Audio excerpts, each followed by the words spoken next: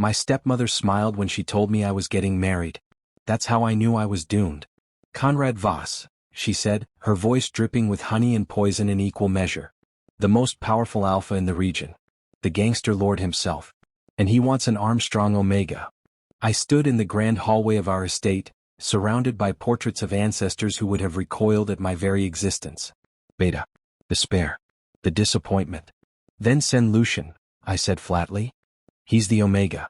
He's the one you've been grooming for a political match since he presented. Her smile didn't waver. Lucian is too precious. This alpha has a reputation, ruthless, cold, dangerous. We can't risk your brother in the den of a beast. But you can risk me. I didn't say it. We both knew exactly what I was worth to this family. What if I refuse? Then you pack your things and leave with nothing. She examined her manicured nails. No title. No inheritance. No name. Just a beta without a pack. How long do you think you'd survive? My hand drifted to the silver hairpin tucked behind my ear. The metal was cool. Worn smooth from years of handling.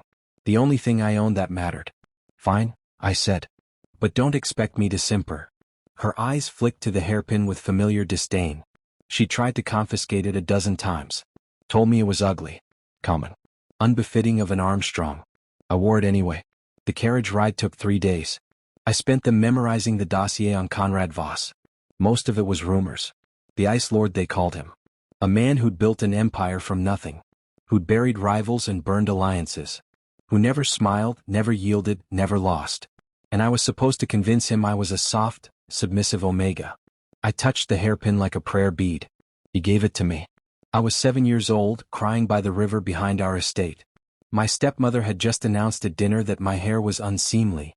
Too long. Too dark. An embarrassment to the family name. A boy appeared from nowhere. Older than me, maybe 9 or 10, with sharp gray eyes. Your hair isn't ugly, he said like it was simple fact. It's pretty. Like a blackbird's wing. He pulled a silver hairpin from his pocket, delicate, glinting with tiny chips of sapphire, and pressed it into my palm. So you remember? Then he was gone. For 15 years that pin was my secret. My proof that someone, somewhere, once thought I was worth kindness. Now I was being sent to marry a monster. The carriage stopped. Through the window, I saw dark stone walls and iron gates and guards who looked like they could snap me in half without blinking. I tucked the hairpin securely into the braid at my temple. Time to meet the beast. The fortress was nothing like I expected. Not a dungeon. Not a den of horrors. It was a working stronghold. Servants hauling supplies, soldiers training in the yard, merchants negotiating at the gates. Efficient. Disciplined. Alive. And at the center of it all stood a man. Tall. Broad-shouldered. Dressed in black with silver at his throat and a long coat that swept the ground. His face was sharp, hard jaw, harder eyes, the kind of stillness that came before violence. Conrad Voss. Everyone bowed as he approached. I remembered my stepmother's final instructions. Eyes down. Soft voice. Remember, you are an Omega. Be small. I dropped my gaze. Clasped my hands. Made myself smaller than I'd ever been. Lord Voss, I murmured. I am honored to be received. Silence. Then footsteps. Slow. Deliberate. His boots stopped directly in front of me. Look at me. The command rippled through my bones. Alpha voice. I raised my eyes. He was even more intimidating up close. Those gray eyes studied me like I was a puzzle he hadn't decided to solve yet. I held my breath and waited for him to find me lacking. You're not what I expected, he said. Because I'm not the Omega you asked for. I was sent to serve, I replied, the words rehearsed. I will bring no shame to your household. He didn't sound convinced. His gaze traveled over my face, then paused, just for a heartbeat, at my hair. At the pin. Something flickered in his expression. Too fast to read. Then it was gone. Welcome to my home, he said, and turned away before I could respond. Someone show him to his quarters. We have a wedding to prepare for. His back retreated across the courtyard. The moment shattered. Servants scurried toward me. Guards resumed their posts. I let out a breath I didn't know I'd been holding. The Ice Lord hadn't smiled. Hadn't softened. But for one strange, unreadable second, he'd looked at my hairpin like it meant something. I shook off the thought. Don't be ridiculous. He's a gangster, not a ghost from your childhood. Get through the wedding. Keep your head down. Survive. It was a solid plan. Unfortunately, I've never been good at keeping my head down. The fortress was a labyrinth of dark stone and colder stairs. A servant led me through corridors that all looked identical, gray walls, iron sconces, the occasional tapestry depicting battles where someone was always losing. I tried to memorize the turns. Left at the armory. Right at the Great Hall. Up the spiral staircase with the questionable structural integrity. If you need anything, ask for Mira, the servant said, stopping at a heavy oak door. She was young, maybe 16, with sharp eyes and a scar across her knuckles. I've been assigned to you. Assigned to spy on me, you mean? She didn't deny it. Your quarters, my lord. The room was surprisingly comfortable. A four-poster bed, a writing desk, a window overlooking the training yard. I crossed to the glass and watched soldiers spar below, all brutal efficiency and muscle. My new home. My new cage. Will Lord Voss be dining with me tonight? I asked, remembering to keep my voice soft. The Alpha takes meals in his study. Alone. Mira paused at the door. Word of advice? Don't try to change that. He doesn't like interruptions. She left. I stood in the silence and let my Omega mask slip. Shoulders straightened. Jaw unclenched. Eyes sharp. 3 days until the wedding. 3 days to figure out how to survive this. I pulled the hairpin from my braid and set it on the desk. The sapphires caught the fading sunlight. Pretty like a blackbird's wing, I murmured. Ridiculous. The boy by the river was probably a farmer's son. A merchant's apprentice. Not the most feared alpha in the region. I needed to stop seeing ghosts in gray eyes. But I couldn't shake the feeling that Conrad Voss had looked at me, really looked, and seen something no one else ever had. Dinner arrived on a silver tray. Cold roast, bread, wine. I ignored the wine. I needed my wits sharp. Instead, I pulled out the notes I'd made during the carriage ride. Everything I knew about Conrad Voss fit on a single page. Territory, 3 provinces, iron mines, shipping routes. Reputation, never lost a negotiation or a war. Rivals, the Montague Syndicate, blood feud. Weaknesses, unknown. I stared at that last line. Every man had a weakness. I just had to find his before he found mine. A knock at the door. Enter. Mira stepped inside, her expression unreadable. The Alpha requests your presence. His study. Now. My stomach dropped.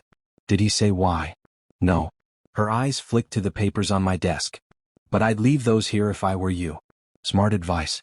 I tucked the hairpin back into place, smoothed my coat, and followed her through the maze of corridors. The study was exactly what I expected. Dark wood. Towering bookshelves. A fireplace big enough to roast a horse. And behind a desk the size of a small country sat Conrad Voss. He didn't look up when I entered. Leave us, he told Mira. The door clicked shut. I stood in the center of the room, hands clasped, eyes respectfully lowered. Soft, small. Omega. Minutes passed. He kept reading. I kept standing. Finally I couldn't help it. If you wanted a statue, you could have commissioned one for cheaper than a dowry. The pen stopped moving. The silence turned sharp. Excuse me? My mouth, as usual, was several steps ahead of my survival instinct. I'm simply noting that you've ignored me for 5 minutes. If this is a test of patience, I should warn you, I'm spectacularly bad at tests. Conrad set down his pen. Slowly. Deliberately. He raised his eyes to mine, and I felt the full weight of his attention like a physical force. You're not very good at being an Omega, he said. My blood turned to ice. I don't know what you mean, my lord. Don't you? He stood. Came around the desk. Circled me like a wolf sizing up prey. Your voice pitches down when you forget to perform. Your posture corrects itself the moment you think no one is watching. And 3 separate servants have reported that you were muttering calculations about the fortress architecture under your breath. Curse my brilliant, uncontrollable brain. I have unusual hobbies for an Omega, I managed. You have unusual everything. He stopped in front of me. Close enough that I could see the faint scar along his jaw. Close enough to smell wood smoke and steel. So I'm going to ask you once. What exactly did the Armstrong send me? My heart hammered against my ribs. Lie better. Lie faster. I don't. And if you say you don't understand the question, he added softly, I'll know you're lying. The room felt very small. The fire very loud. My carefully constructed mask was cracking, and I hadn't even made it to the wedding. I lifted my chin and met his eyes. What did the Armstrong send you? I repeated. Someone disposable, apparently. You'll have to take the rest up with my stepmother. Something shifted in his expression. Not anger. Something more dangerous. Curiosity. Disposable, he echoed. And what makes you disposable? Everything I wanted to say. My designation. My mouth. My existence. But before I could answer, a commotion erupted outside the study door. Shouts. Running footsteps. Mira burst in without knocking. My lord, the East Watchtower. There's a fire. Conrad's attention snapped away from me. Arson. Unknown. But the signal flags are up.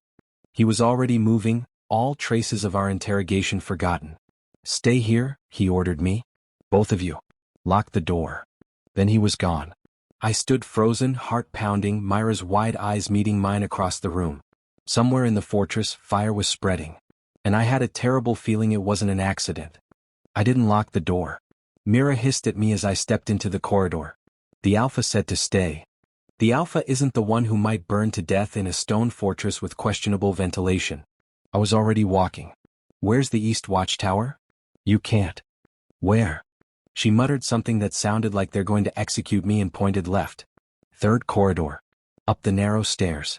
But the smoke. I was gone before she finished. The East corridor was already hazing gray. Acrid. Thick.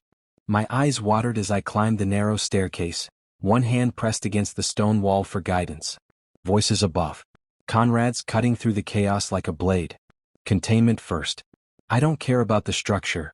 Keep it from spreading to the armory. I burst onto the watchtower landing. The scene was controlled pandemonium. Guards hauling buckets. Men shouting. And at the center of it all, Conrad, sleeves rolled to his elbows, soot-streaked and commanding. He saw me. Something crossed his face, surprise then alarm, before he barked at a nearby guard. Get him out of here. No, I said. Excuse me? This stonework is unstable. I was already moving toward the doorframe, running my fingers along the blackened mortar. Your men are dumping water on the wrong section. The fire started here. See the scorching pattern? It's centralized. Someone used an accelerant. Silence. The guard stopped hauling buckets. Conrad stared at me. Lamp oil, I continued, kneeling to examine the base of the door. The burn pattern suggests oil-based. Easy to obtain, harder to trace. Whoever set this had access to your household stores. One of the guards shifted uncomfortably. Conrad crossed the landing in 3 strides and pulled me up by my arm. Not painfully, just firmly. You're standing in a burning building. Watchtower.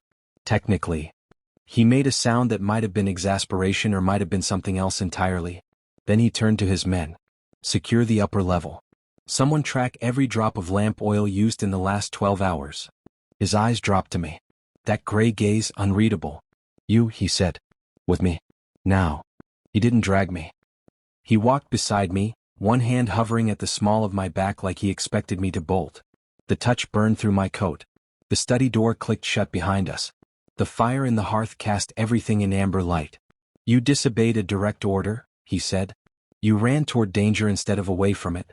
You corrected my fire containment strategy in front of my men. I know, I said. I'm sorry. It won't. And you have no scent. I froze. I noticed it the moment you stepped out of the carriage, he continued, circling me slowly. Not threatening. Just studying. Every Omega has a scent. Even the most reserved ones. But you? He stopped in front of me. Nothing. Like standing next to still water. My heart hammered against my ribs. You're not an Omega, he said. It wasn't accusatory. It was almost gentle. No.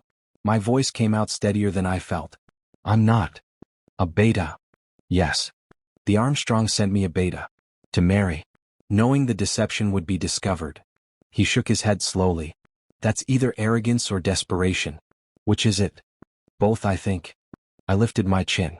My stepmother considered me expendable. And she assumed you'd be too enraged by the lie to look past it. And what do you think? I think you just watched me analyze a fire pattern and didn't throw me in a dungeon. So maybe you're not what I expected either. He went quiet at that. The fire crackled. The silence stretched. Then his gaze flickered upward. To my hair. To the silver pin tucked behind my ear. You wear that constantly, he said. Even through the smoke and chaos. It must be important. My hand flew to it protectively. It is. Where did you get it? Something in his voice had changed. Softer. Like he was reaching for a memory. A boy gave it to me, I said. When I was 7. I was crying by a river and he appeared out of nowhere and said. I swallowed. He said my hair was pretty, like a blackbird's wing. Then he pressed this into my hand and vanished. Conrad went very still. When was this? His voice was rough now. 15 years ago. Near the eastern border. Why? He didn't answer. His eyes were fixed on the pin like it held every answer in the world. His hand half lifted toward it, hesitated, then dropped. The boy, he said slowly. Do you remember what he looked like? Gray eyes, I whispered. Sharp. Like he could see right through me. The silence that followed was deafening. Conrad stepped back. The movement was almost unsteady, which seemed impossible for a man built like a fortress.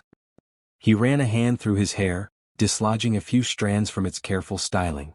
I need to oversee the investigation, he said, voice carefully neutral. Return to your quarters. Please. Please. The Ice Lord said please. Did you know him? I asked. The boy. He paused at the door.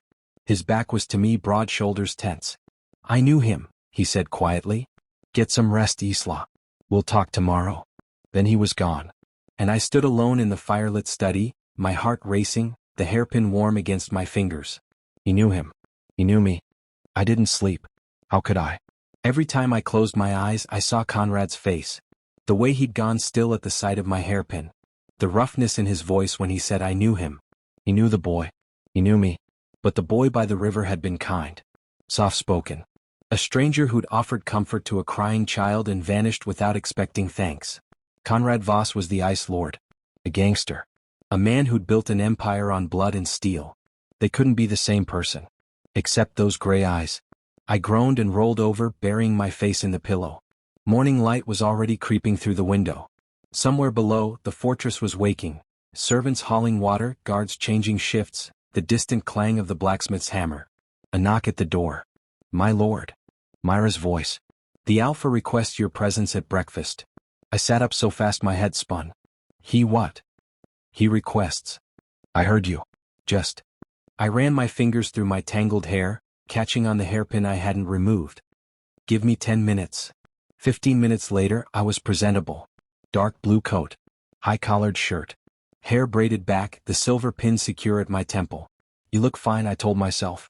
You look like someone who definitely slept and isn't panicking at all. Mira led me to a sunlit dining room I hadn't seen before. Windows overlooking the eastern gardens. A long table that could seat 20. And at the head of it, Conrad Voss. He stood when I entered. Isla. He gestured to the chair at his right hand. Please. I sat. He sat. Servants materialized with platters of bread, fruit, cured meats, and something that smelled like honey and almonds. My stomach growled embarrassingly loud. Conrad's mouth twitched. You're hungry. I skipped dinner last night. I was busy having an existential crisis. About? I picked up a piece of bread and tore into it. Whether you're going to throw me out. Whether my stepmother planned the fire. Whether the boy from the river grew up to be a terrifying crime lord. The usual. Did you reach any conclusions? Not yet. But I'm leaning toward yes on the crime lord theory. He didn't deny it. He just watched me eat with an expression I couldn't read. Not cold. Not calculating. Something else entirely. I owe you an explanation, he said finally. You don't owe me anything. I do. He set down his cup. The morning light caught the silver at his throat. I was 9 years old when I met you. My father had just been killed. His rivals were circling. My mother sent me to the eastern border to hide. I stopped chewing. I found a child crying by the river, he continued. Small. Furious. Hair like a blackbird's wing. He told me his stepmother had called him ugly and I thought. He paused. I thought he was the most beautiful thing I'd ever seen. The bread turned to ash in my mouth. I stole that hairpin from my mother's jewelry box, he said. It was the only pretty thing I owned. And I wanted him to have it. I wanted him to remember that someone, somewhere, thought he was worth something. My eyes were burning. I refused to cry. I absolutely refused. You said I knew him, I managed. Last night. You said you knew the boy. I did. He got me through the worst year of my life. Conrad's voice dropped. Every time things got dark, I'd think about the fierce little boy by the river who cried but didn't run. Who took a gift from a stranger and held it like treasure. I told myself if he could be brave, I could too. The tear escaped before I could stop it. Traitor. You kept the pin, he said. I never take it off. I know. A ghost of a smile crossed his face. The first one I'd seen. It transformed him. Softened the hard edges. Made him look less like an ice lord and more like the boy who'd called my hair pretty. I noticed it the moment you stepped out of the carriage. But you didn't say anything. I wasn't sure. It's been 15 years. I needed to know for certain. He leaned forward. Last night when you described that day, the river, my words, my eyes, I knew. Was you. It's always been you. The dining room felt very quiet. Very small. Very much like it contained only the two of us. What happens now? I whispered. Now we finish breakfast. He pushed a plate of honey cakes toward me. Then we find out who set fire to my watchtower. Then we deal with your stepmother. That's not what I meant. I know what you meant. Those gray eyes held mine. Steady. Certain. 15 years ago, I gave you a promise without knowing it. That someone would always see you. That someone would always remember. He reached across the table and very gently touched the edge of the hairpin. I'm not going anywhere, Isla. Not now. Not ever. I couldn't speak. So I ate my honey cake and tried not to combust. The moment shattered when Mira burst through the door. My lord. The guards found something. A bottle of lamp oil hidden in the kitchen stores. And footprints leading to the servant quarters. Conrad's expression hardened. Whose? Greta, my lord. The kitchen maid. Myra's voice dropped. But she's not the one who paid her. We found this in her room. She held out a folded note. Conrad took it, read it, and went very still. What does it say? I asked. He handed it to me. The beta must not marry the alpha. Make sure the wedding never happens. You'll receive the second half of your payment when the fortress burns. It was unsigned. But I recognized the handwriting. This is my stepmother's, I said. My voice sounded very far away.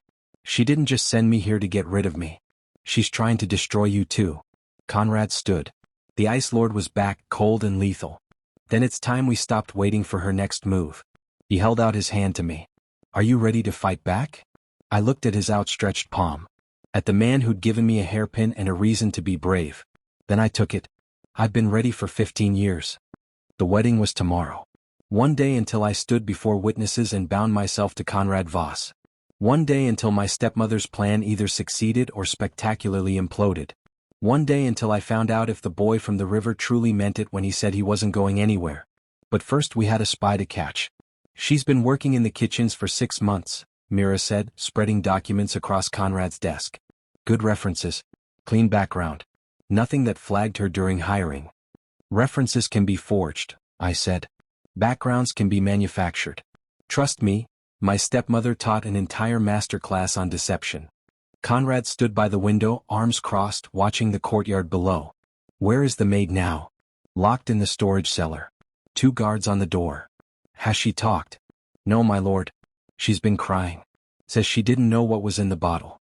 Claims someone paid her to leave it near the watchtower, but she thought it was just cooking oil for the garrison kitchen. I snorted. Cooking oil doesn't smell like lamp fuel. She's lying. Mira looked at me with something approaching respect. That's what I said. Conrad turned from the window. The morning light caught the silver in his hair. We need proof connecting her to the Armstrongs. A payment record. A letter. Something solid enough that when we move against your stepmother, no one can claim we acted without cause. Then let me talk to her, I said. Both of them stared at me. You? Mira asked. Who better? I grew up in that house. I know every servant, every errand runner, every bribable guard. If my stepmother sent someone here, I'll recognize the connection. I looked at Conrad. Let me interrogate her. Please. The word hung in the air. The same word he'd used last night. A quiet echo of how things had shifted between us. 5 minutes, Conrad said. I'll be watching through the door. The storage cellar smelled like potatoes and fear. Greta was younger than I expected. Maybe 20. Red hair escaping a kitchen cap. Eyes swollen from crying. She looked up when I entered and flinched like I'd struck her.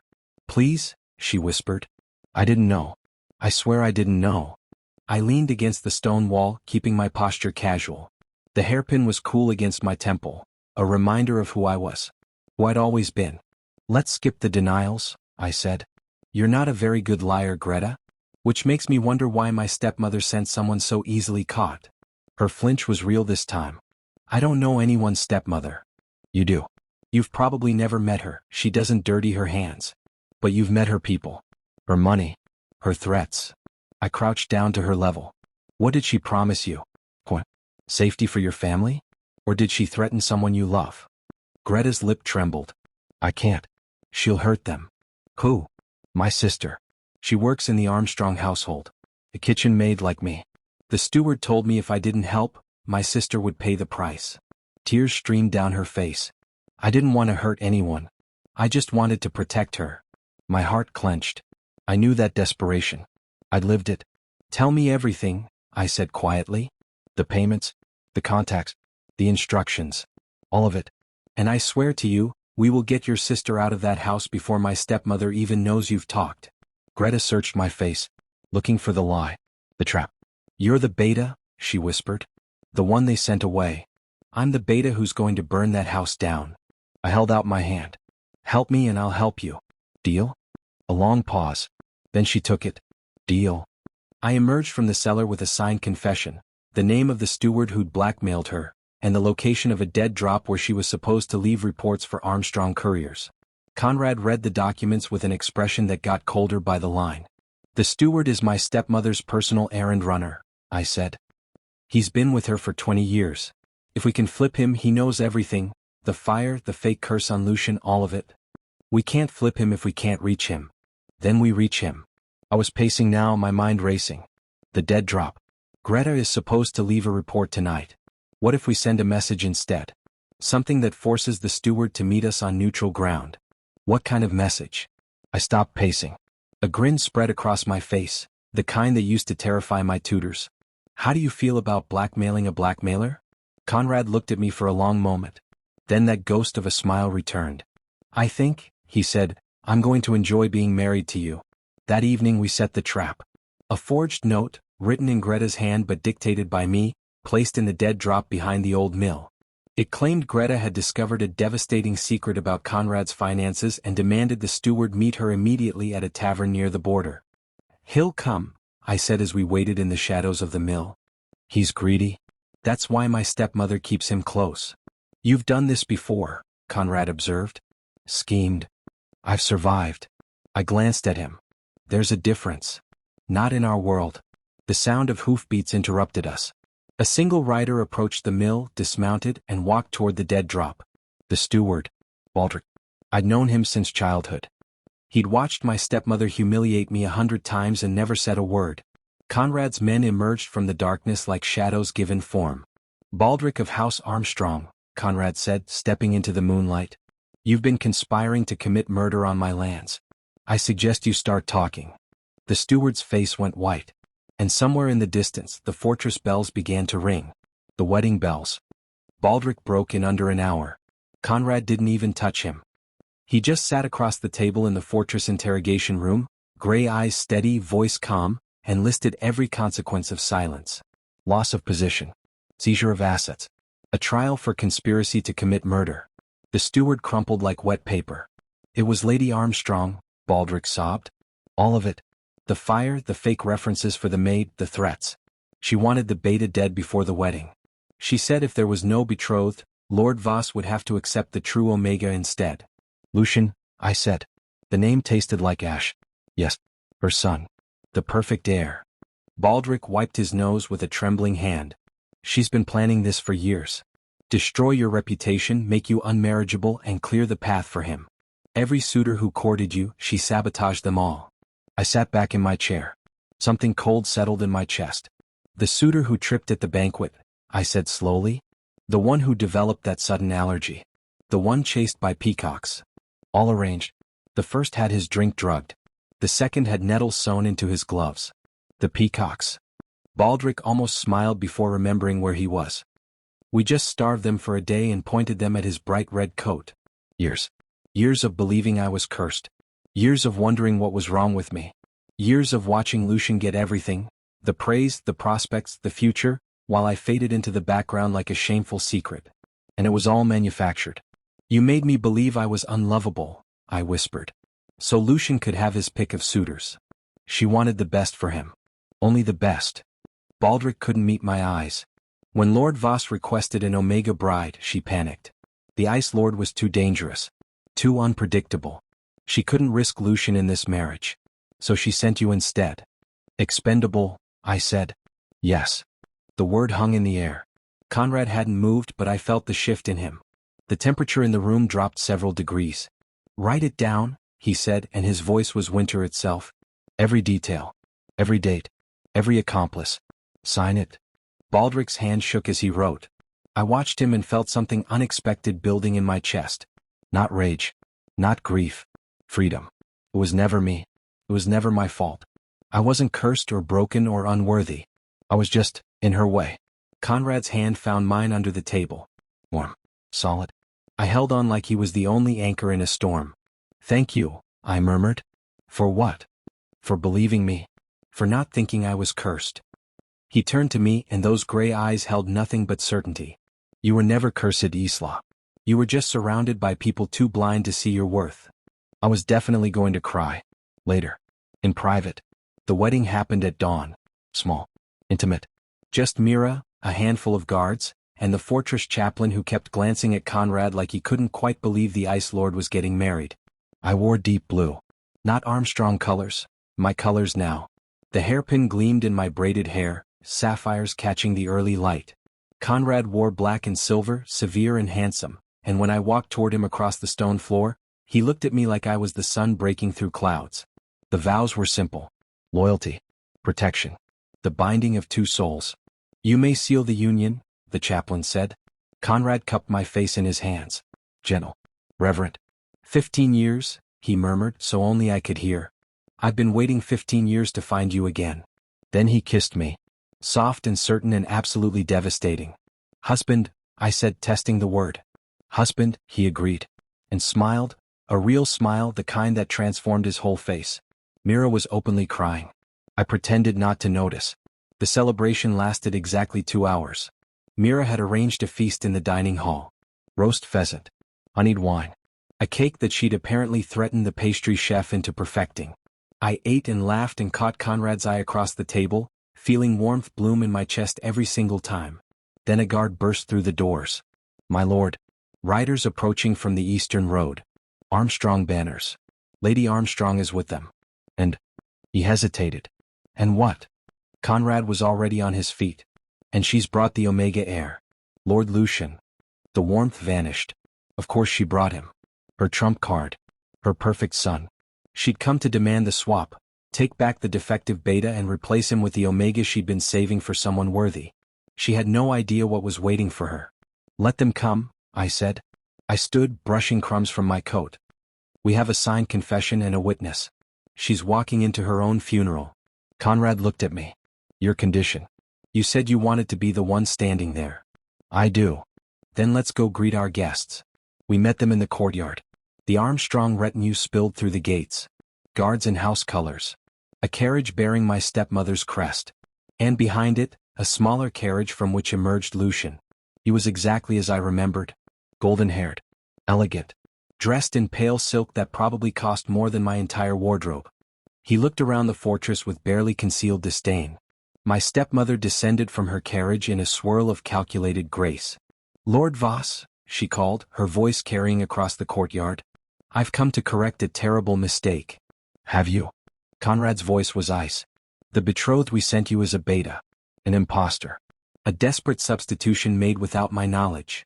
She pressed a hand to her chest, the picture of maternal distress. I was horrified when I discovered what had happened. I came immediately to make things right. She gestured to Lucian, who stepped forward with a practiced, demure bow. This is your true betrothed, she announced. Lucian Armstrong. Omega heir. Perfect in every way. I trust you'll annul the false marriage so we can proceed with the proper union. The courtyard went silent. I stepped forward. Hello, stepmother. Her eyes flicked to me. Cold. Dismissive. Isla. I see you've been causing trouble as usual. Don't worry, you'll be returning home with me. I'm sure we can find you some suitable position. Perhaps in the kitchens. I laughed. I couldn't help it. I'm not going anywhere. I pulled Baldric's signed confession from my coat. And neither are you. Not to the capital. Not to a trial. Not anywhere except a prison cell. Her composure flickered. What is that? Your steward's confession. Every bribe. Every act of sabotage. Every courtship you destroyed to make me seem cursed. The arson you ordered. The maid you blackmailed. I watched the color drain from her face. It's all here. Dated. Detailed. Signed. You're lying. I'm not. And you know it. Lucian looked between us, his perfect composure cracking. Mother, what is he talking about? Nothing. He's a bitter, jealous beta trying to. The peacocks were a nice touch, I interrupted. Starving them so they'd chase my suitor? Creative. Baldric was quite proud of that one. Silence. My stepmother's mask shattered. Her lips pulled back in something between a snarl and a scream. You ungrateful little. She lunged. Conrad moved before I could blink. He caught her wrist, twisted, and a hidden blade clattered to the cobblestones. Guards swarmed. She screamed. Cursed. Fought like a wild animal. But it was over. I stood in the courtyard, my husband's hand on my shoulder, and watched my stepmother get dragged away in chains. She'd spend the rest of her life in a cell. Not because she tried to ruin me, but because she tried to murder me, and Conrad Voss didn't forgive attempts on his husband's life. Lucian stood frozen, his golden perfection stripped away to reveal a frightened young man who just watched his world collapse. Isla, he said quietly. I didn't know about any of it. I swear. I studied him. The brother who'd never defended me but never attacked me either. The golden child who'd benefited from my destruction without ever questioning why. I believe you, I said. But I don't trust you. That will take time. He nodded slowly. I understand. I turned away and walked back toward Conrad. The fortress. Our home. Did you mean it? I asked. When you said I was terrifying? Every word. Good. I leaned into his side, exhaustion finally catching up with me. Because I think I need to sit down now. He wrapped his arm around my shoulders, steady and warm. Happy wedding day, husband. I smiled against his coat. Happy wedding day. 2 days passed. The fortress settled into an uneasy quiet. My stepmother was gone, escorted to the capital under heavy guard, Baldric's confession in hand. The trial would be a formality. The execution of her schemes less so. I should have felt triumphant. Instead, I felt like a rope stretched too tight, waiting to snap. You're brooding, Mira said, setting a breakfast tray on my desk. She'd stopped knocking 2 days ago. Said it was inefficient. I'm reflecting. There's a difference. Reflecting looks a lot like staring at a wall for an hour. I glared at her. She glared back, completely unintimidated. Somewhere along the way, my assigned spy had become something closer to a friend. Fine. I'm brooding. I pushed the untouched toast around my plate. My stepmother is gone. My reputation is technically cleared. I married the most powerful alpha in the region. I should be happy. But I keep waiting for the other shoe to drop.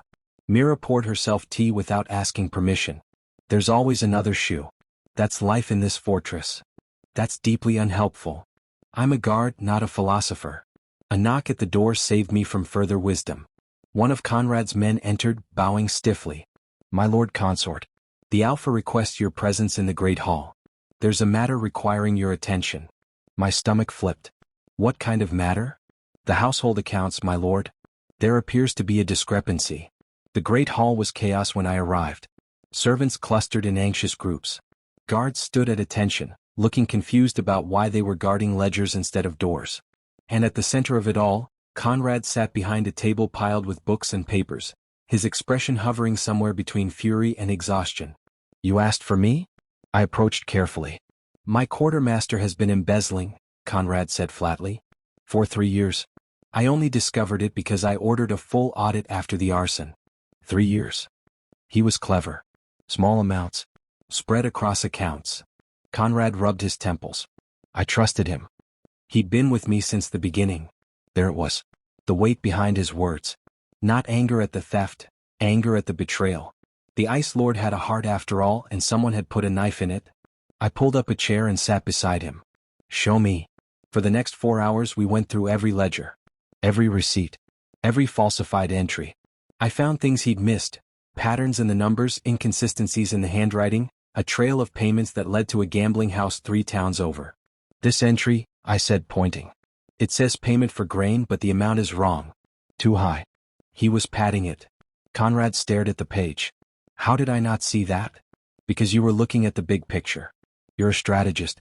I hesitated. I'm someone who spent years watching my stepmother manage accounts.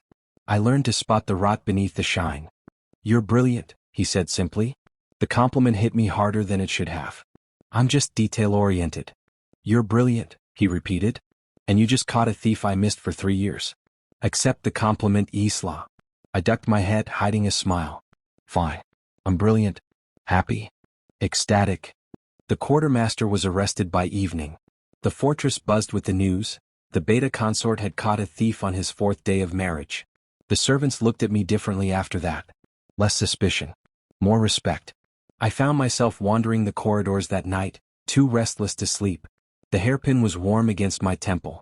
A constant comfort. I ended up at the East Watchtower. Repairs were already underway, new stone-reinforced beams. The scorch marks had been scrubbed clean. You come here often. I turned. Conrad emerged from the shadows, coatless, his shirt loose at the collar. He looked younger like this. Less like the Ice Lord and more like the man who'd kissed me at dawn. Couldn't sleep, I said. Neither could I. He stopped beside me, close enough that I could feel the warmth radiating from him. I keep thinking about what Baldric said. About your stepmother. She spent years destroying you, and you still stood in that courtyard and faced her without flinching. I flinched later. In private. That's not weakness. That's being human. I looked up at him. The moonlight caught the silver in his hair, the sharp line of his jaw, the gray eyes that had haunted my memories for 15 years. Why did you keep the pin? I asked quietly. The memory of me, I mean. It was just a moment. A few minutes by a river. You could have forgotten. Conrad was quiet for a long time. When he spoke, his voice was rough. That year was the worst of my life. My father had been murdered. My mother sent me into hiding. I was alone and terrified and convinced I'd never survive. And then I met this fierce little boy who was crying but wouldn't run. Who took a gift from a stranger and held it like it was the most precious thing in the world. He turned to me. You gave me hope, Isla. You didn't know it, but you did. I held on to that hope for 15 years. My throat tightened. I held on to the pin for the same reason. It was proof that someone, somewhere, thought I was worth something. You were always worth something. He reached out, brushing his fingers against the hairpin. You just needed someone to see it. I think you see me, I whispered. I've always seen you. He kissed me then. Not soft like the wedding. Something deeper. Something that said I've waited 15 years and I'm done waiting. I kissed him back with everything I had, all the loneliness, all the longing, all the hope I'd kept alive through a silver pin and a stranger's kindness. When we broke apart, breathless, I laughed. What? He asked. I just realized, we're having our first real kiss on a rebuilt watchtower where someone tried to kill us. Romantic, he deadpanned. I think it suits us. He pulled me closer, arms wrapping around my waist. Everything suits us. We're terrifying. We really are. We stood there in the moonlight, wrapped in each other, the fortress quiet around us. The trial was coming. My stepmother's allies were still out there. The future was uncertain. But for the first time in my life, I wasn't facing it alone. A week into my marriage, I found the letter. It was tucked beneath my pillow, folded neatly, sealed with wax that bore no crest. I'd gone to bed late after another session with the ledgers. Conrad had appointed me unofficial household auditor, much to the staff's terror, and there it was, waiting like a spider in a corner. I broke the seal. Dear Isla, you think you've won. You think marrying the Ice Lord makes you untouchable. But you've made powerful enemies, little beta. Enemies who won't forget what you did to Lady Armstrong. Watch your back. Watch your husband's back. Not everyone in that fortress is your friend. A concerned observer. I read it 3 times. Then I read it again. Someone had been in my room. Someone had touched my bed. Someone inside the fortress, someone who passed through these halls, ate at these tables, smiled at these guards, was working against us. I didn't scream. I didn't panic. I walked calmly to the door and called for Mira. She appeared within seconds. My lord. Who has access to my quarters? Staff. Guards. The cleaning crew. She paused, reading my expression. Why? I handed her the letter. Her face went pale. I'll wake the Alpha. No. I caught her arm. It's the middle of the night. He's barely slept since the arrest. This can wait until morning. My lord. Mira. I met her eyes. Someone wants me scared. Someone wants me running to Conrad in a panic, disrupting the household, looking weak. I refused to give them the satisfaction. She stared at me for a long moment.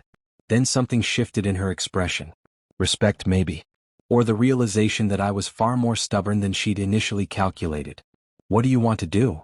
I want you to find out who delivered this. Discreetly. No alarms, no interrogations. Just quiet questions. And until then? I tucked the letter into my coat pocket. Until then, I go about my business. Whoever wrote this wants a reaction. They're not getting one. I didn't sleep. Instead, I sat at my desk with the lamp burning low and made a list of everyone who might want revenge for my stepmother's downfall. It was a depressingly long list. She'd had allies across 3 provinces, business partners, political connections, a network of people who'd benefited from her schemes and now found themselves exposed. Any one of them could have a spy in the fortress. But the letter was personal. Little Beta. That wasn't a business rival. That was someone who knew me. Someone who'd watched me grow up in my stepmother's shadow and thought me insignificant. I had a suspicion. A cold, creeping suspicion I didn't want to name. Morning came too slowly. I was dressed and waiting when Conrad emerged from his study, already deep in conversation with his captain about patrol rotations. Isla. He stopped when he saw me. You're up early. We need to talk. He heard something in my voice. Dismissed the captain with a nod and guided me into the study, closing the door behind us. I handed him the letter. The temperature in the room dropped by several degrees. His expression didn't change, that famous Ice Lord control, but I saw his knuckles whiten where he gripped the paper. When did you get this? Last night. Someone put it under my pillow. And you didn't wake me immediately? You needed sleep. Isla. His voice cracked. Just slightly. Just enough. Someone threatened you. In our home. I don't care about sleep. The letter is meant to scare me. To make me run to you in tears, looking fragile and helpless. I lifted my chin. I'm not fragile. And I'm not helpless. I'm the person who caught your embezzling quartermaster in 4 hours and faced my stepmother without flinching. Whoever wrote this doesn't know who they're dealing with.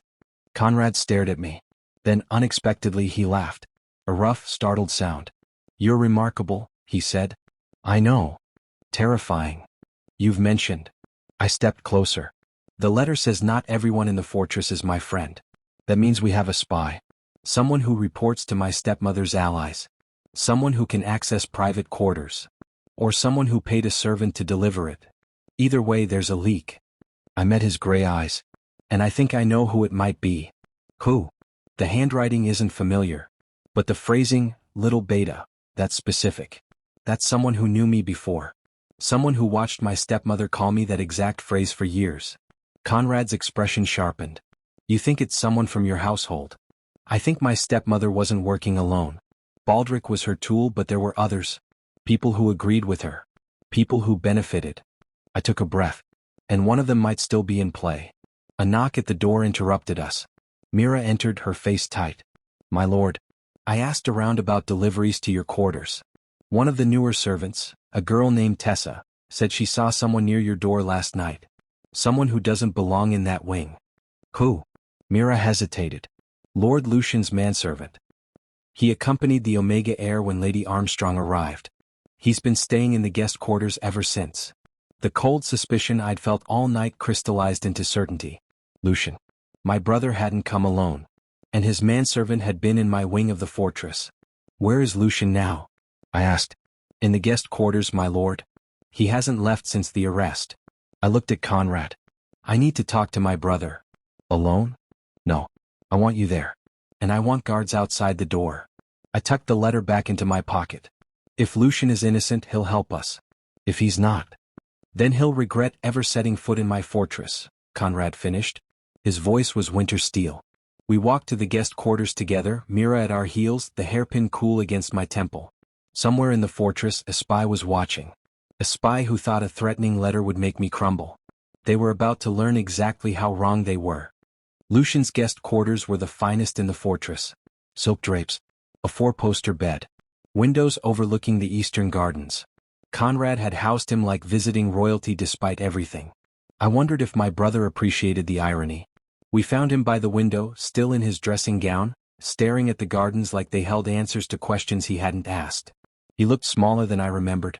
The golden perfection had faded, replaced by something uncertain. Isla.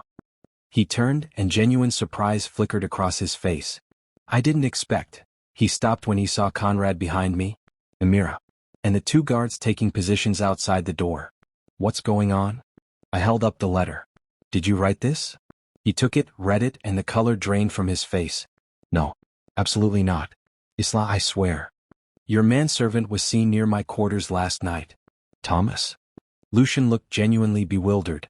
He's been with me since childhood. He wouldn't? He stopped. Something shifted in his expression. Wait. Last night he said he was going to the kitchen for tea. He was gone for an hour. Conrad's voice was ice. Where is he now? I don't know. He wasn't here when I woke up. Lucian's hands were shaking. You think he wrote this? You think he's the spy? I think someone in your employ delivered a threatening letter to my pillow. I stepped closer. Lucian, if you know anything, if you're protecting him. I'm not. His voice cracked. I'm not protecting anyone. I came here because Mother dragged me. She said we were fixing a mistake. She said you'd tricked Lord Voss somehow. I didn't know about the sabotage or the fire or any of it until I heard Baldric's confession. You expect me to believe that? I expect you to believe nothing. He sank onto the edge of the bed, all pretense of dignity abandoned. I know what I am to you. The golden child. The perfect omega. Mother's favorite. Why would you trust me? Because you've given me no reason to. I know. He looked up and his eyes were wet. But I'm telling you the truth now. I didn't know what she did to you. I didn't know about the courtships or the rumors or the fire. She told me suitors rejected you because you were difficult. Because you were a beta with too much pride. And I believed her because believing her was easier than asking questions. The room went quiet. I'd spent years resenting Lucian. Resenting his ease, his beauty, his untouchable perfection. But looking at him now, frightened, confused, stripped of the mother who'd orchestrated his entire life, I saw something I hadn't expected. A pawn. Just like me. If Thomas is the spy, I said slowly, who is he working for? I don't know. Mother, I assumed. But she's in prison. Lucian frowned. Unless she wasn't the only one. There were always people coming and going from our estate. Business partners. Political allies. She had a whole network. Conrad spoke for the first time since we'd entered. Names? I need names. I can give you some. The ones I remember. Lucian stood, moving to the writing desk. But Isla, the letter said you made enemies. Plural. If Mother's allies are still active, this isn't over. I know. I watched him write, the quill scratching across paper. Why are you helping us? He paused. Looked up at me. Because she lied to me too, he said quietly. My whole life she told me I was special. Chosen. Destined for greatness. But I was just a tool to her, same as you. The only difference is I was too comfortable to question it. He handed me the list. 12 names. Business associates. Political figures. A cousin I'd forgotten existed. I can't undo what she did, Lucian said. I can't give you back those years. But I can help you finish this. If you'll let me. I studied him. My half-brother. The golden child. A stranger I'd known my entire life. I don't trust you yet, I said. But I'm willing to try. Something flickered in his eyes. Hope maybe. Or relief. Thank you. Conrad's guards found Thomas 3 hours later, hiding in a supply closet near the servant quarters. He had a bag packed and a horse waiting at the eastern gate. The interrogation was brief. He was a hired agent, placed in the Armstrong household years ago by one of my stepmother's allies. His job was to watch, report, and, when necessary, act. The letter was meant to destabilize. To make me paranoid. To drive a wedge between me and Conrad before the trial. It didn't work, I told him, standing in the doorway of his cell. Your letter didn't scare me. Your masters won't save you. And my stepmother is going to rot in prison while you rot right alongside her. Thomas said nothing. He didn't have to. His face said everything. That night I stood on the repaired watchtower looking out at the stars. Conrad found me there. You're brooding again.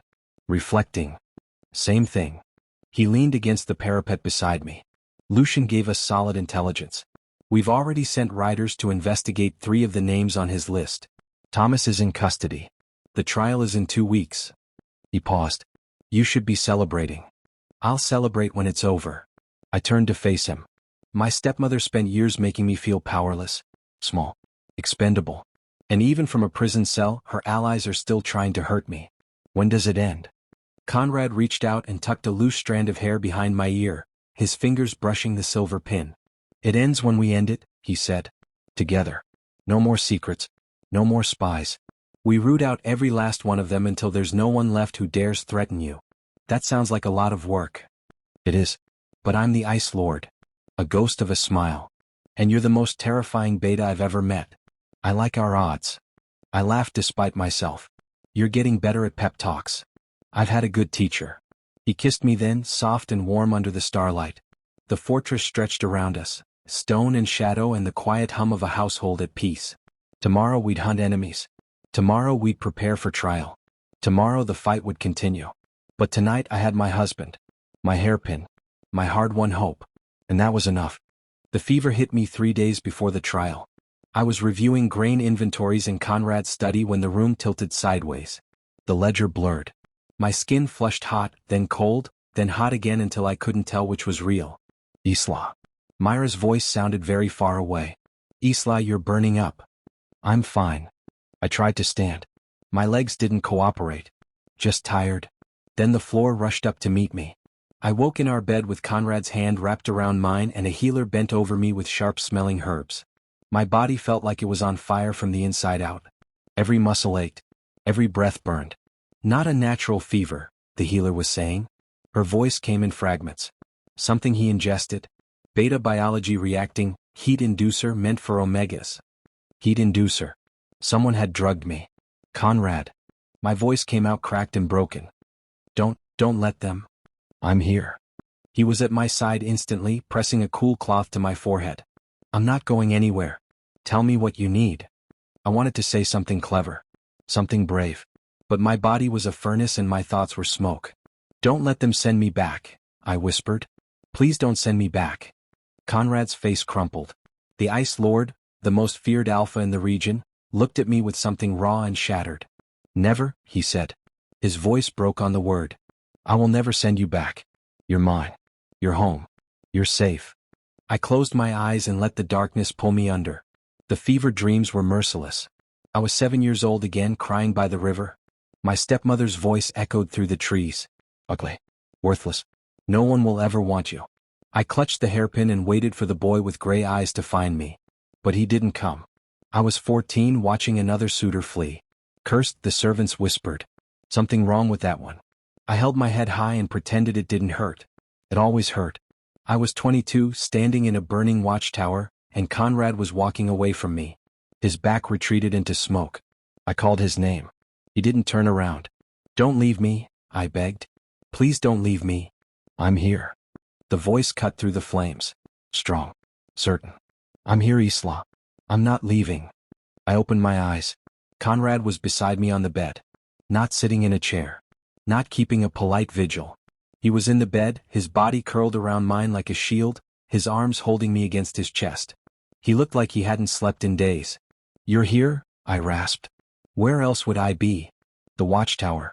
You were walking away. That was a dream. Just a dream. He pressed his lips to my temple. I'm not going anywhere. I've been waiting 15 years to find you again. Do you really think a fever is going to get rid of me? I laughed weakly. You're very stubborn. I preferred determined. That's just a synonym. Go back to sleep, Isla. For once I obeyed. I woke properly the next morning to sunlight and the smell of broth. Mira was there, spoon-feeding me like an invalid. Conrad was in the corner, speaking quietly with the healer. My body still ached, but the fire had faded to embers. The kitchen boy, Mira said, answering the question I hadn't asked yet. New hire. Started a week ago. He slipped the inducer into your evening tea. A week ago. My mind struggled through the fog. Planted. Same as the spy. Same as the spy. Lord Conrad's men tracked him to a tavern near the border. He was hired by the same network your stepmother built. Someone still pulling strings. Someone who really wants me dead before the trial.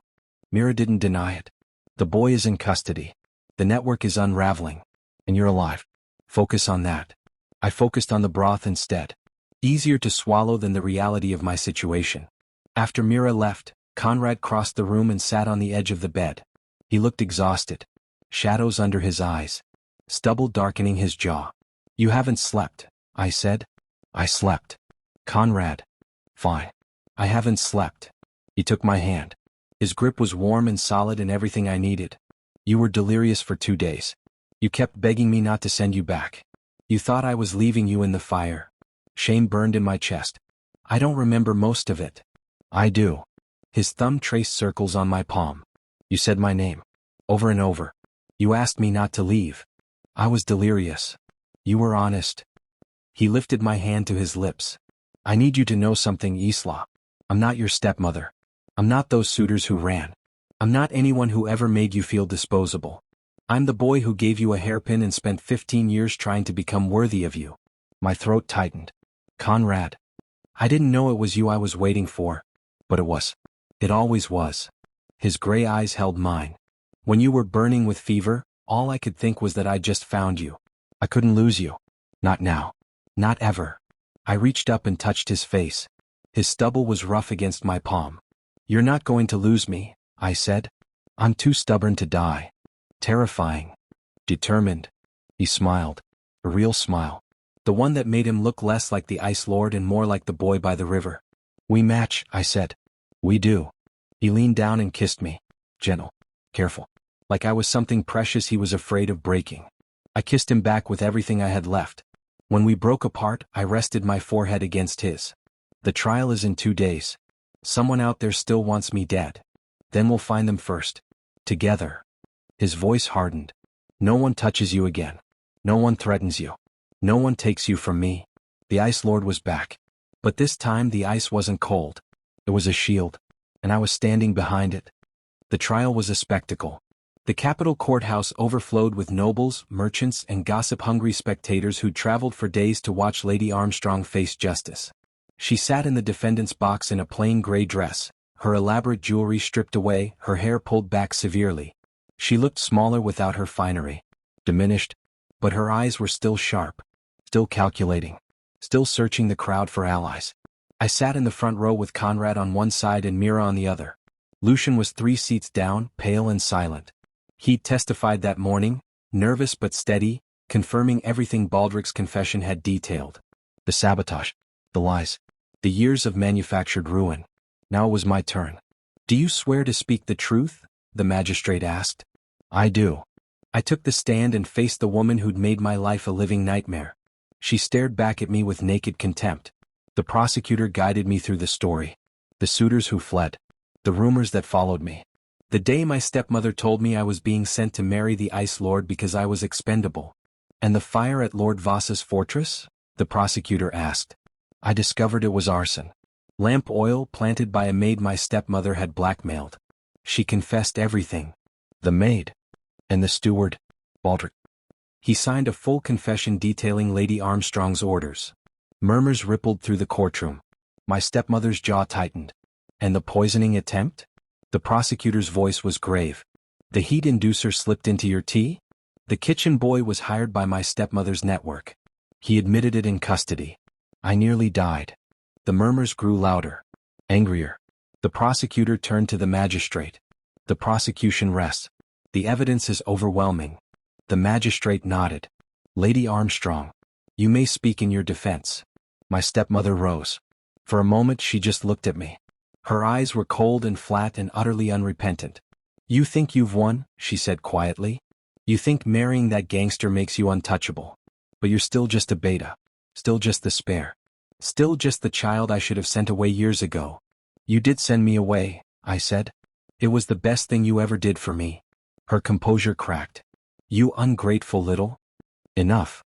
The magistrate's gavel slammed down. Lady Armstrong, you stand convicted of conspiracy, fraud, arson, and attempted murder. You will be transported to the northern prison colony, there to serve a life sentence. This court is adjourned. The gavel fell again. It was over. I didn't feel triumphant. I felt hollow. Exhausted. Like I'd been holding my breath for years and only just remembered to exhale. We walked out of the courthouse into pale afternoon sunlight. Conrad's hand was on my back, steady and warm. Lucian followed at a distance, looking lost. She's really gone, I said. She's really gone. I thought I'd feel different. Happier. Conrad stopped and turned me to face him. You spent your whole life surviving her. That doesn't disappear because she's in chains. Give yourself time. When did you get wise? I've always been wise. You were just too busy being terrifying to notice. I laughed. It felt fragile but real. Take me home. Already arranged. We returned to the fortress 3 days later.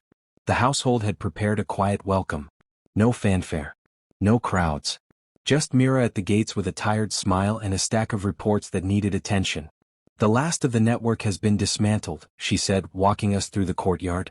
The names Lucian provided led to 3 more arrests. The cousin was involved, by the way. He's been funding operations from a merchant front in the southern province. And the spy? I asked. The one who wrote the letter? Thomas confessed everything. He was working directly for Lady Armstrong's business partner, a man named Sterling who's been trying to salvage her trading contracts. Sterling is in custody now too. So it's really over. It's really over. Mira stopped at the entrance to the Great Hall. There's something else.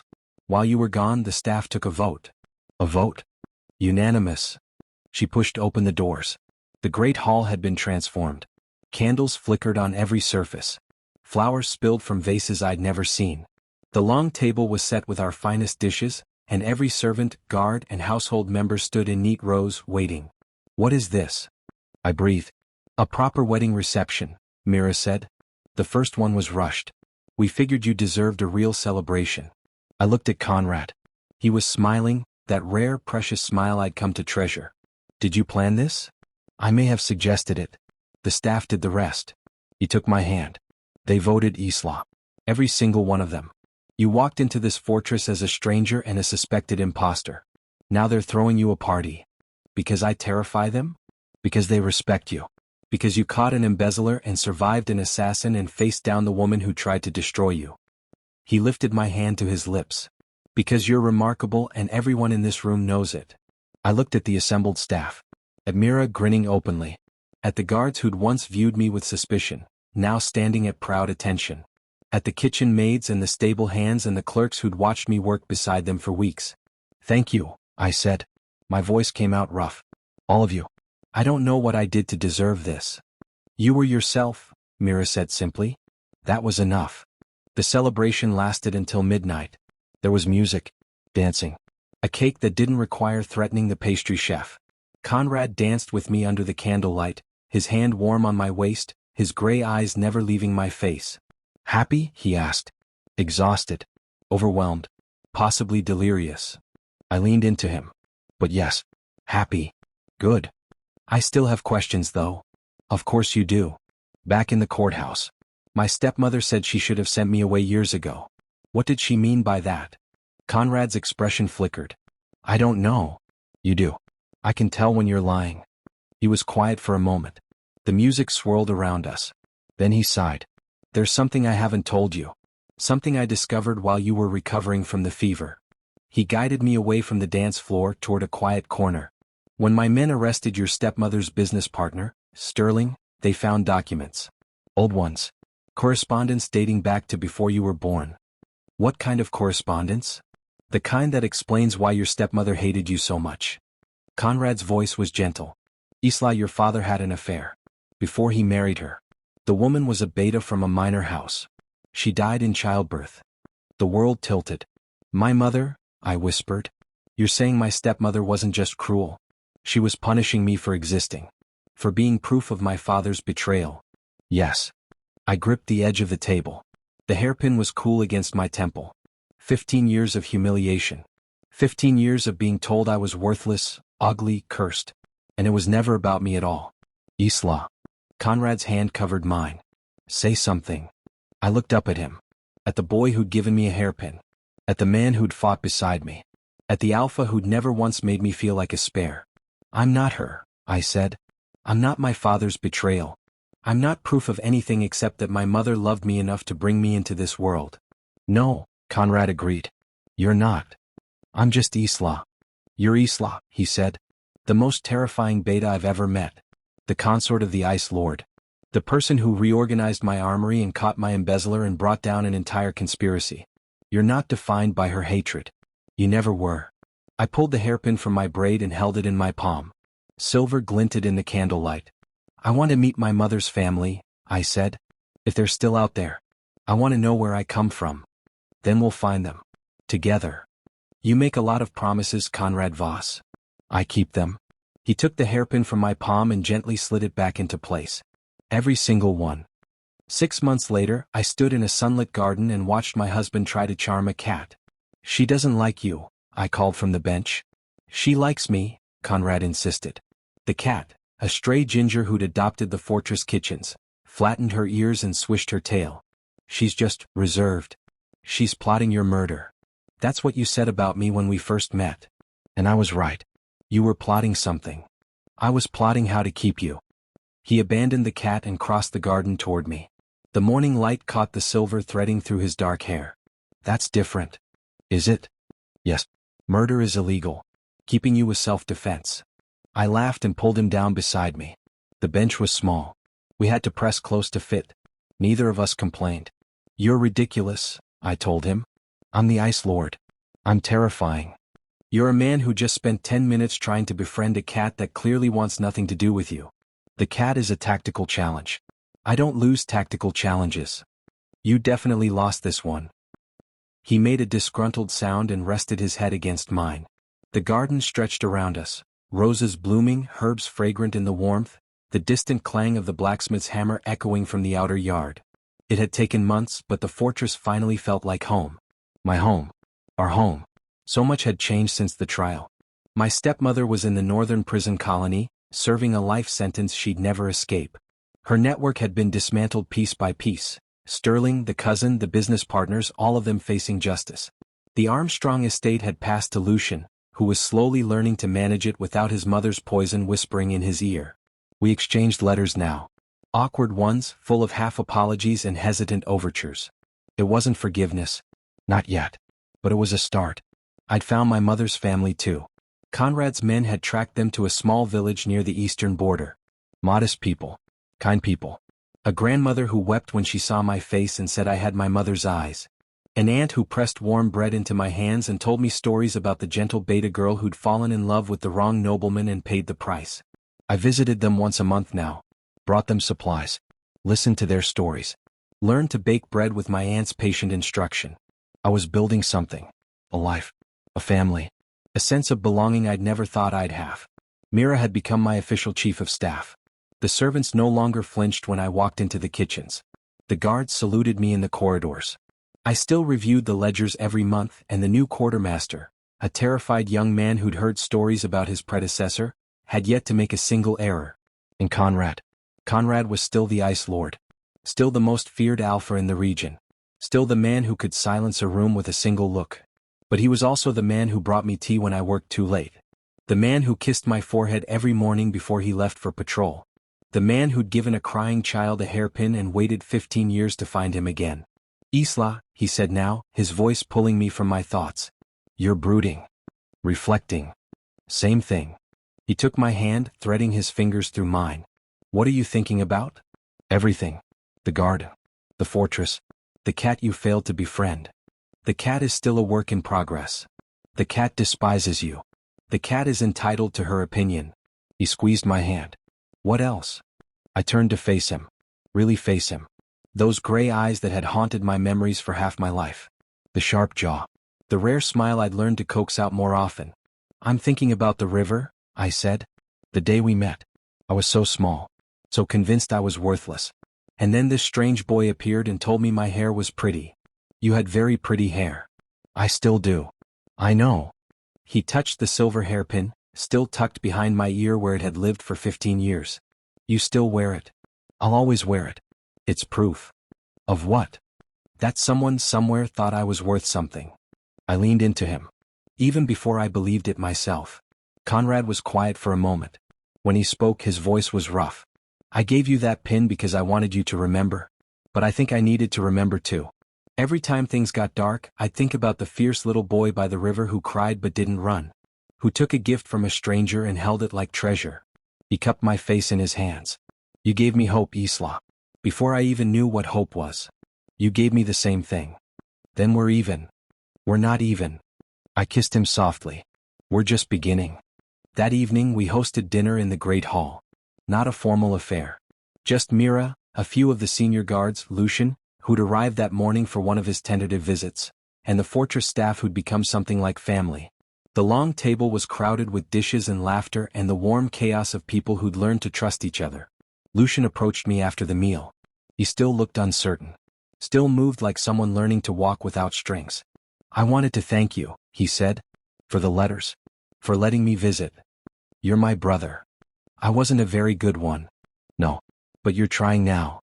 I met his eyes. That counts for something. It does. It does to me. He smiled. It was a fragile thing but real. I brought you something. From the estate. He held out a small velvet pouch. I found it in Mother's things. I think it belonged to your mother. I thought you should have it. I opened the pouch. Inside was a delicate silver chain with a small pendant, a bird in flight, wings spread wide. She liked birds, I murmured. My aunt told me. She would be proud of you, Lucian said quietly. If she could see you now. I barely know you and even I'm proud of you. I closed my fist around the pendant and blinked back tears. Thank you. Thank you for giving me a chance I don't deserve. We all deserve chances, Lucian. Even when we're not sure we do. He nodded, something easing in his expression, and slipped back into the crowd. Later I found Conrad on the repaired watchtower. The same place we'd stood after the fire. The same place we'd had our first real kiss. The stars were bright tonight, scattered across the sky like someone had thrown diamonds into the dark. You knew I'd be here, I said. I know you. He pulled me against his side. You come here when you're thinking. Reflecting. Same thing. I laughed and tucked myself under his arm. The fortress spread below us, stone and shadow and candlelit windows. The servants were cleaning the great hall. The guards were changing shifts. The cat was probably plotting Conrad's demise somewhere in the kitchens. All of it was home. I used to think I'd never belong anywhere, I said. My stepmother made sure of that. I was too beta. Too strange. Too difficult. The cursed one, the spare, the one nobody wanted. And now I'm the consort of the Ice Lord. The terror of embezzlers everywhere. The person who brought down an entire conspiracy with a hairpin and a lot of spite. And my husband, Conrad added. And your husband. I looked up at him. That's the best part. He kissed me under the stars. Slow and deep and full of promise. I have something for you, he said when we broke apart. You already gave me a hairpin. This is different. He reached into his coat and pulled out a small box. Open it. I did. Inside lay a ring, silver, simple, set with a sapphire that matched the ones in my hairpin. I had it made, he said. The jeweler thought I was insane because I kept describing the exact shade of blue from a hairpin I saw 15 years ago. It's perfect. It's a promise. Same as the pin. That someone will always see you. That someone will always remember. He slid it onto my finger. You were never cursed, Isla. You were never spare. You were just waiting for someone worthy of you. And you're worthy? I'm trying to be. He smiled. Every single day. I looked at the ring. At the hairpin. At the man who'd given me both. At the fortress that had become my home and the stars that had witnessed our beginning. Conrad Voss, I said, you are the most ridiculous, stubborn, terrifying alpha I have ever met. I know. And I love you. I know that too. He pulled me close. I've known since you corrected my fire containment strategy in front of my men. That was months ago. I'm a fast learner. I kissed him again. The stars wheeled overhead. The fortress hummed around us. Somewhere in the distance, a ginger cat yowled in victory over some poor mouse.